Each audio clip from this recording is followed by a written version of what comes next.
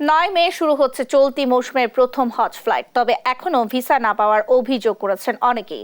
ধর্মমন্ত্রী ফরিদুল হক খান আশ্বাস দিয়েছেন, যারা এখনো ভিসা জটিলতায় রয়েছেন শিগগিরই তাদের ভিসা হয়ে যাবে।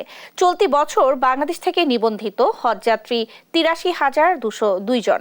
এদিকে হজ ভিসায় মক্কা, মদিনা ও জেদ্দার বাইরে যাওয়া হবে না মর্মে নতুন বিধিনিষেধ আরোপ করেছে সৌদি আরব। বিস্তারিত জানাচ্ছেন মাহমুদ হাসান।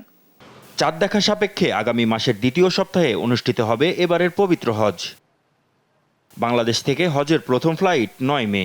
চলতি বছর হজে সৌদি আরবের বেঁধে দেয়া কোটা এখনও পূরণ করতে পারেনি বাংলাদেশ। এর মধ্যেই অভিযোগ উঠেছে এখনও অনেকে পাননি সৌদি আরবের ভিসা। এ অবস্থায় ধর্মমন্ত্রীর আশ্বাস, এখনও যারা ভিসা জটিলতায় রয়েছেন শীঘ্রই তাদের ভিসা হয়ে যাবে। হজযাত্রী নেওয়ার দায়িত্ব তাদের, বিচার দেওয়ার দায়িত্ব তাদের। তারা যদি হজযাত্রী যদি না নিতে পারে, ব্যর্থতা তাদের। তবে আমি এটুকু বলতে পারি যে আমাদের পক্ষ থেকে এবং সৌদি গভর্নমেন্টের পক্ষ থেকে সব হজযাত্রী সঠিক সময়ে যাবে, সঠিক সময়ে ভিসা হবে ইনশাআল্লাহ।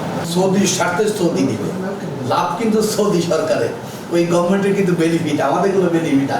আমাদের সরকারের পক্ষ থেকে অর্থ যাচ্ছে, দেখুন বাংলাদেশ থেকে অর্থ যাচ্ছে, তাই না? লাভটা কার? ওদের স্বার্থে ওরা করবে। কিভাবে করবে না করবে এটা অবশ্যই আমাদের সাথে তারা আলোচনা করেই করবে। এদিকে হজ ভিসা নিয়ে নতুন করে বেশ কিছু বিধিনিষেধ আরোপ করেছে সৌদি আরব।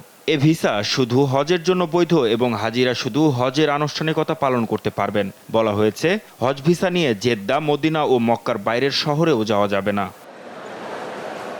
সৌদি হজ ও ওমরা মন্ত্রণালয় বলছে, এ ভিসা সৌদিতে কাজ বা বসবাসের জন্য বৈধ হবে না। বিধিনিষেধ লঙ্ঘন করলে সংশ্লিষ্ট ব্যক্তি আজীবনের জন্য সৌদি আরবে প্রবেশ করতে পারবেন না।